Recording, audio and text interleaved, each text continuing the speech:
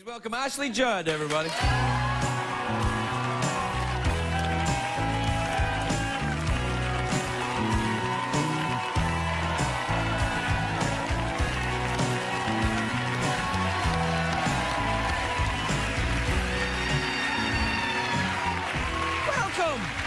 Welcome, Ashley. You've got a good thing going here, don't you? I do, actually. Yeah. But with them and the thing and the what do you mean by that exactly? Well, you know, not all persons of Scottish extraction even acknowledge Thanksgiving as a legitimate holiday, so... Well, not all... Well, you're married to a Scotsman, aren't you? Yeah, I've got an agenda there about that. Yeah. Is it a problem at home? Does he say, I'm not wanting any Thanksgiving with that heathen turkey? I'm hoping that you have some credibility, so come 11:30 tonight, I'll be getting a cheerful call. Hun, can't wait for Thanksgiving this year. Yeah. No, you should have Thanksgiving if you... But you live in America, don't you? We're in between Tennessee and Scotland. Really? Wow. There's something right you don't hear. Right in the middle of the Atlantic. Wow. Is there a direct flight? What part of Scotland do you live in?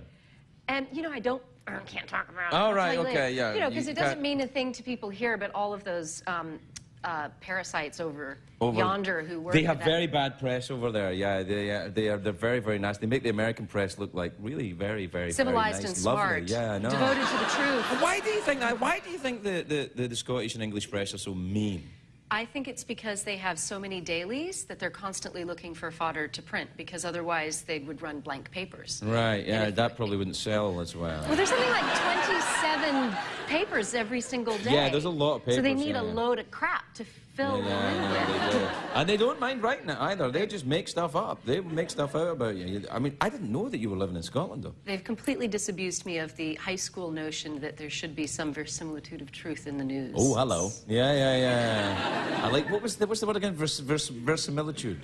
Something along in there. Yeah, it's nice. Yeah. I make words up. Well, never mind Scotland. What about the South? The movie's set in the South, right? Is it an accurate portrayal of the South? Is it? I think it is. Yeah?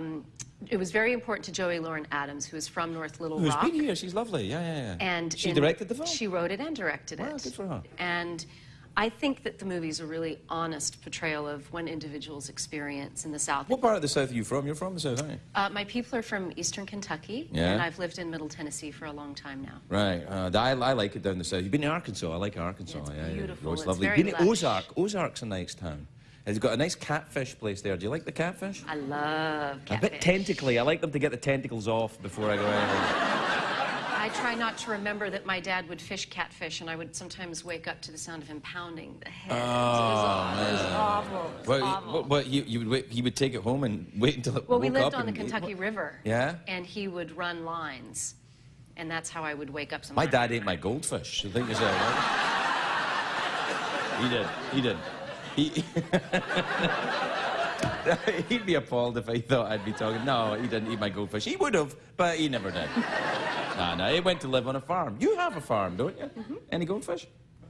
No goldfish, but lots of other animals. What do you have, a lot of then? creatures. Are you a humane farmer, or do you know? Well, we have a lot of domestic pets, just little, pet things. We've got 6 cats and 2 dogs, one of whom is here tonight. And then our farm kind of defies the laws of nature. We've got a lot of intra-species friendliness. We've got turkeys and possum, raccoons. Define friendliness in this instance. Well, Dario, one night, for example, we hear all this ruckus outside, which is always a great moment on the farm. It's like, what's that? Shh, did you hear that? Go get the flashlight. We get to run around and look at stuff. And, usually it means that some little animal is about to come live with us again. Oh, really? Which happens often. But one night he was out doing that, and he shone the flashlight under the back porch, and this little possum was sitting there alongside this little cat that we'd been trying to catch for ages. And they've just palled around for a while now, and they're chums. It's really sweet. There was a skunk and a raccoon used to cuddle up together at my house in Hollywood. Yeah. No, really. Really. No, was outside that Tom and Katie? Yeah. No, not Tom and Katie. It was in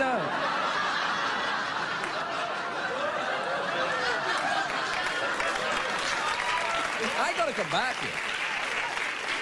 I'm just showing off that I watched the opening monologue. Yeah, you did. You did. No, there was skunk and the raccoon. They would cuddle up together. And then I think the raccoon got kind of tired of the smell and then just... But they did. They used to cuddle up at night. It was very touching, rather Disney in many ways. Lovely. We have to take a break. We'll be right back. We'll be right back with Ashley Judd, everybody.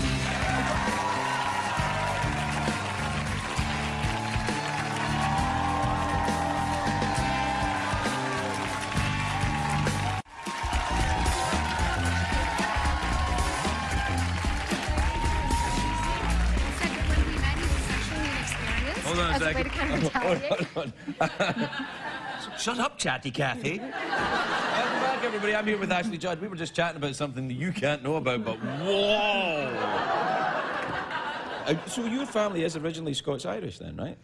My family's a little bit of everything. We're sort of Western European Heinz 57 blend. I have actually one grandfather who was Sicilian, so I call myself a Sicilian hillbilly. Sicilian hillbilly. Yeah, you never forget, but you can't remember what you're not forgetting. I don't even know what that makes sense at all, but... So you married a Scotsman who's a racing driver? He is. How's he doing with that? It's the Indy stuff he does, Yes, isn't it? it's the Indy Racing League. Is that dangerous? Depends on how you look at it. Well, if you're driving a car in a track with other guys driving, is it at 230 miles an hour, it could be construed as vaguely dangerous. If you choose to see it that way. Yeah, was it something you were into before you met him? Did you? Oh, I absolutely detested it. I thought it was the dumbest thing in the world. As a child, I would be looking for Kentucky basketball games on our small black and white TV, and I would see open-wheel racing on it. I would just, you know, to whatever extent I cursed as an 11-year-old, I'd shout abuse at the TV. I thought it was so dumb. Really? Wow. Yeah, well, they had these big fat tires, and the little person's just in there, and they can barely see, and they're going, eh. And now, of course, I know that they're trying to keep the tires warm under yellow, and it's very exciting. Yeah. You're loyal to your man, and I think that's nice. I don't think it's that exciting. Invite you to a race. No, I'm sure it is. The NASCAR I watch, but I haven't really got into the Indy stuff. I'm sure it is. I mean, the Indy cars are much smaller, right? And why is NASCAR more popular than Indy racing? Well, my layperson's opinion on that is everyone watches NASCAR and thinks they can go out to the garage and with a certain wrench make the car do that. I think there's some truth in that. I think there's a little bit of happy delusion involved. Yeah, like, that's right. Hey, watch this. Yeah. You know, and they can. Right. I get me some decals. I'm a NASCAR champ. Yeah. Yeah, I think that's true. Maybe. That's what I think anyway when I'm watching it. Like, I'm just a couple of stickers away from boring. I just need to get that sponsor. You know, do you know what's interesting? I can hear a little bit of a Scottish accent creeping in with you. Do other people say that to you? Sometimes. Yeah, I can hear it. Yeah, it's interesting. Well, I used to have this crisis of conscience about my identity. I didn't think I had an integrated and consolidated sense of self, because wherever I am, I'll sort of drift into some reflections of that accent. Right. Well, that's empathetic, though. That's okay. And I've come to say, you know what, I don't sing, but I have a musical ear, and I enjoy doing dialects in film, and it's just in a way actually of honoring the people with whom I'm spending time. But the strangest thing happens when I go to Scotland. I've got this bizarre Irish accent. It's very strange. When I go to Wales, I have a Pakistani accent. That's true. It's true. I go to Wales and I'm like, oh, it's very nice to be here. And they're like, what? Why are you speaking in a Pakistani? Because it's as close as I can get. There's a bunch of Pakis in our old neighborhood, so that's really funny to me. Oh, dear. It's very bad. Listen, we're completely out of time. I'm so sorry. I'm sorry, good luck with it. Now, this fun. film, just before we go, this film is not out all at once, right? It's going in different Yes, it's in the big markets, and although I don't read reviews, everyone around me is having a very difficult time not telling me it's getting great reviews. Good, good. So then it will roll out to the smaller towns. Good. Well, I wish you luck with it, and it's lovely to meet you, and have a good time in Scotland. Be careful with the press over there. I will. All right. Ashley Judd, everybody. We'll be right back.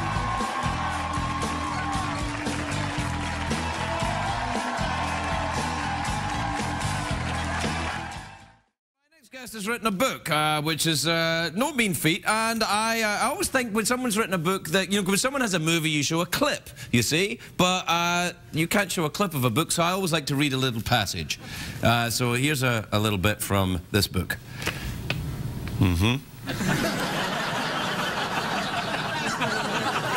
Very good. It's a memoir. It's called All That Is Bitter Is Sweet. It's in stores now. It's written by, and please welcome, Ashley Judd, everybody.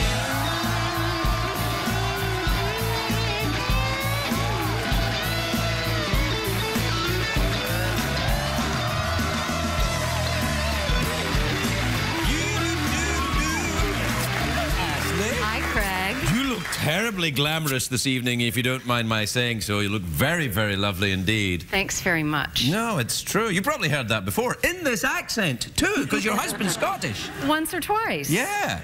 Yeah, he's a good driver, your husband. He's a fabulous driver. Yeah, he's doing well, isn't he? He's doing great. He won his first race of the season. Yeah. Had a nice podium finish last weekend. Yeah. And is hoping it'll be warm at Long Beach this weekend. Yeah, it'll be warm at Long Beach. Cool last year, and he didn't do so well. It was hot year before, and he won. Yeah, it'll probably be hot then. Could you check the weather report for Long Beach? Yeah, we'll check it out for you. We're big with that. Now, listen, I'm going to talk to you about this. It's a memoir of your life. Did you put in... No, let's scratch off memoir and put travel diaries. Travel diaries. Would you do that for me, please? All right, let me see. There you go. Travel diaries. Because the word memoir seems to have misguided folks ever so slightly. What is it? They think they're going to get tales of, you know... Hang on. There you go. Nicely done. And look, you got, when you were on your travels, you got a little tattoo, didn't you? Little sailor tattoo, and then Dario. Nice. That's nice. That's classy. Yeah. Put his number, it's like his race car number on there. Oh, what is it then? Well, it started with 27. Right. So one for each cheek, 27 and 10. 27 and 10. They didn't get that, did they? No, I didn't really get it myself. What do you mean? 27 and 10. But I can't, do you have a photograph of your butt in this book? I am so getting it. Do you, well, what's the travel diary then? It's about your travels around the world making films and your philanthropic work?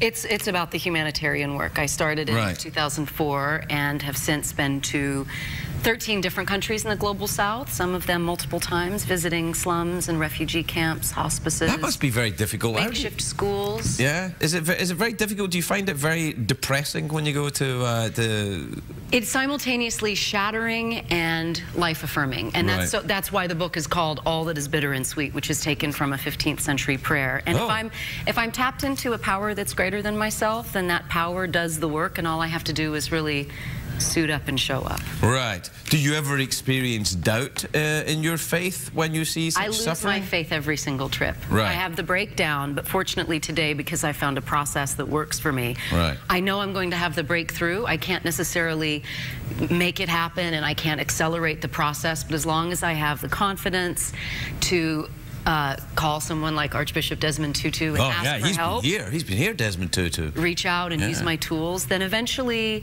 do you get to call him? I email him a lot. I do. Yes. You didn't give me his email address. Oh, I didn't mean to hurt your feelings. He actually did, didn't he? He did. Yeah. He calls himself Arch on his emails. He does. I know, like Arch for Archbishop. Yeah, I know. It's kind of good. I feel bad now for drawing a moustache and a tattoo on you in the front of the book. You know, if we take the world can be a very serious place. It's important not to take ourselves too serious. Well, all right, then will I draw glasses on too then? I'll draw some glasses. There you go. It's pretty good. It has. I think I feel bad, but look, it comes off. There you go. Oh, it doesn't come off. I noticed that you studiously avoided mentioning that the book is on the New York Times bestseller list. It is on the bestseller list? Because you don't want to make me feel bad because yours was number 3 and mine's only number 5. No, mine didn't get to number 3. It only got to number 4, which is still better than number 5, but only number 4. Yeah, I know. Your book was good, by the way. Well, you know, thank you. You know that do you notice? See, I don't really pay attention to the New York Times book list unless I have a book out, which is only twice in my life. But did you? When I noticed when my book came out, Mackenzie Phillips's book came out, when she talked about that thing with her dad, and Ted Kennedy, who had just died, his book had just come out. And I'm like, oh, come on, man, I don't have a chance here. What are you up against right now? I actually don't know. I haven't really paid attention either. I just try to do the next good, right, honest thing and let go of the outcome and try to be on time and make sure I've shampooed my hair. Those are kind of my priorities. This could be me talking. Are you doing the book tours? Are you going and talking to... I am. This is my 4th city. I'm on my way to San Francisco to spend some time the next few days, and I've enjoyed it. I especially enjoy the speaking engagements where I can interact with the audience. People ask very thoughtful questions, and we can go into some detail about the narratives because, you know, essentially the book is just me transmitting to others the very sacred stories that vulnerable and disempowered people have shared with me. Right. When we can get into some detail, it becomes really precious, actually. I mean, I'm not ending with applause anymore because it doesn't seem to fit. There's almost Should have been here for the monologue. there's a tenderness about these dialogues that we're having around the country, and so we're closing now with a moment of silence. That's interesting. Which tonally fits better. Yeah, yeah. I've inadvertently started using them in the show as well. I found it. I must admit, when you open up a little bit in any artistic format, whether it's broadcast or in the writing of a book or the making of a film, even, that people see and respect vulnerability. Do you think that's true? Do you think that people respond? Oh, some people absolutely on it. Really, you think so? I saw that you had some language earlier, and I assume they. Oh yeah, no, you swear as much as you like. I don't give. Ooh la la. You hear that? Cultural thing. I do think that people respect vulnerability, and there's one of my favorite quotes from the book is from a guy called Bob Keegan, and he talks about how if we will truly see another person, we take the risk of being recruited to their welfare. Oh. If I really see you and acknowledge your humanity, if I take the time to witness your process, then that engages my empathy, and my feelings really teach me what my values are. And some people can lean into that and have the willingness to be recruited to that welfare, and other people, they can't go there, and so they send me death threats on Twitter. I was going to ask you, are you on Twitter? Because I am on Twitter now. I will follow you on the Twitter. What's your Twitter handle? It's very complicated. All right. Ashley Judd. Ashley Judd. I'll never remember that, but we'll write it down later. So you just do the little thing and then Ashley Judd in one. Right, I'll follow you. I enjoy the conversation. It's fun. I like it. And whenever people are in any way negative on Twitter, they have this great thing. You can just block them. And then they're gone. So for me right now, it's block. Yeah, just block them. Just block them. And when they say, hey, why don't you have block them? You know, when they say, get this guest on your show, I'm like, you're blocked. Sometimes I block people who are nice just to keep everyone on edge. I had my first strange experience with Twitter recently in that I heard something from Dario on Twitter before I heard it from him in person. Uh-oh. Like the power went out at our house, and he was like, oh, power's back on. No excuse for not going to the gym. And I was like, the power went out today? He didn't tell me that. Oh, that's bad. But he would not go to the gym if the power went out? Oh, no, he's dead fit. He's just... Well, yeah, no, he's very fit, isn't he? Fit, handsome Scotsman. Hate him. I mean, he's awesome. I haven't seen him in a while. You were complimenting me for looking pretty, which I appreciate. And I was contrasting it with the picnic that we had this afternoon in our rental car in the parking lot of In-N-Out Burger. Really? Did you have the double animal style? Double animal. Yeah, animal style, yeah. Yeah. And then you had a burger. See what I did? Yeah. Never mind. Well, you're married. You could, if you want, in the parking lot. How was your time in Nashville when you came? I love Nashville. Yeah. It's fantastic. I could live there, I think, if they would let me, which I doubt, but I would, you know. We've got a one Scotsman per county quota, so you'd have to go to Davidson because we're in Williamson. Oh, I could go to Davidson County. It was Davidson County near, there was a fantastic diner I went to there. Jeff and I went. I can't remember. Not that Jeff, another Jeff. I don't often take my skeleton to diners. He's not that big an eater. Well, Yeah. I think that pretty much the best cooking, though, we think, is around our house. So. No, it's really a lovely place. You're from there, aren't you? Originally from Eastern Kentucky, been in Middle Tennessee area for a long time. Yeah, you had family here last night. Winona was here last night. Yeah, I know. Quelle voce. Did she sing for you? No, she was in a bit of a bad mood, actually. Was she sour? No, not really. I cheered her up.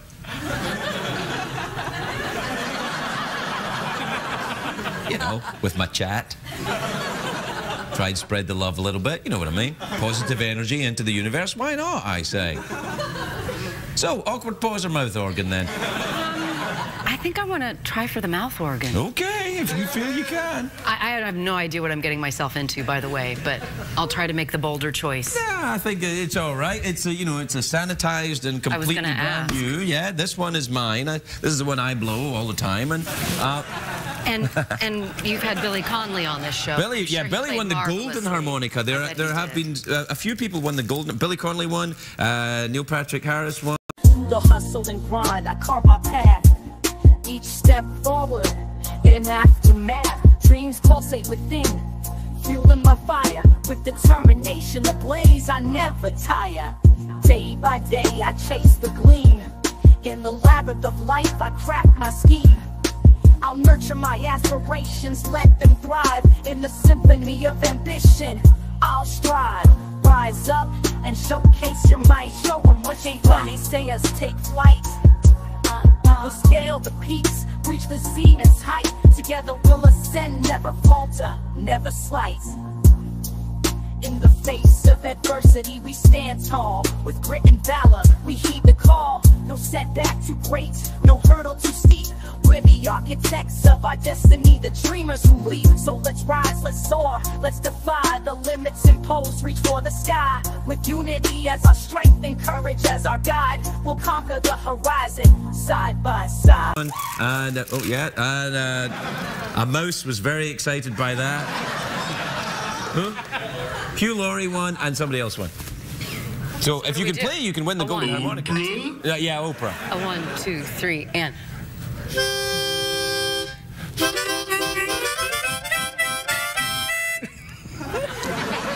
I'm just trying to fake it. Awkward pause. Oh, nice. Yeah. Wow. Hey! Look at this. Thank you. Is that from a sultan's cave?